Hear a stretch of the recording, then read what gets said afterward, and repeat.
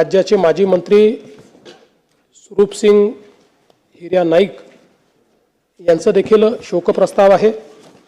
खरं म्हणजे आपल्या सर्वांना माहिती आहे की अनेक वर्ष मंत्री म्हणून काम केलेले, आदिवासी समाजामध्ये एक उत्तम नेतृत्व असलेले कैलासवासी स्वरूपसिंग हिऱ्या नाईक यांचा जन्म 10 सप्टेंबर 1938 रोजी नंदुरबार जिल्ह्यातील नवापूर तालुक्यातील नवागाव येथे झालं होतं। त्यांचं शिक्षण SSC पर्यंत झालं होतं।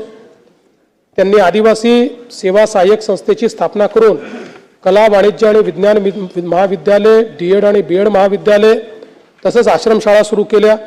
नवापूर तालुका शिक्षण प्रसारक संस्था तसेच पोस्ट बेसिक आश्रमशाळेच्या माध्यमातून त्यांनी शिक्षण क्षेत्रात भरीव कार्य केले। त्यांनी धुळे जिल्हा कृषी औद्योगिक सहकारी संघ, नंदुरबार तालुका आदिवासी दूध उत्पादक संघ, आदिवासी सहकारी साखर कारखान्याचे संस्थापक संचालक म्हणून उत्तम कार्य केले।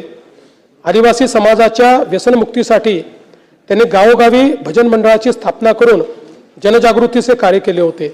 अनधिकृत सावकारीपासून आदिवासी समाजाला शोषणमुक्त करण्यासाठी त्यांनी विशेष प्रयत्न केले होते। कैलासवासी स्वरूपसिंग नाईक यांनी सुकवेल ग्रुप ग्रामपंचायतीचे सरपंच, नवापूर पंचायत समितीचे सदस्य तसेच धुळे जिल्हा परिषदेचे सदस्य म्हणून कार्य केले होते। ते सन 1972, 1982, 85, 90, 95, 99, 2004 व 2014 असे 8 वेळा नंदुरबार जिल्ह्यातील नवापूर मतदारसंघातून महाराष्ट्र विधानसभेवर निर्वाचित झाले होते। मार्च 81 ते एप्रिल 82 या कालावधीत महाराष्ट्र विधान परिषदेचे देखील ते सदस्य होते। मार्च 77 ते 80 या कालावधीत लोकसभेचे देखील सदस्य होते।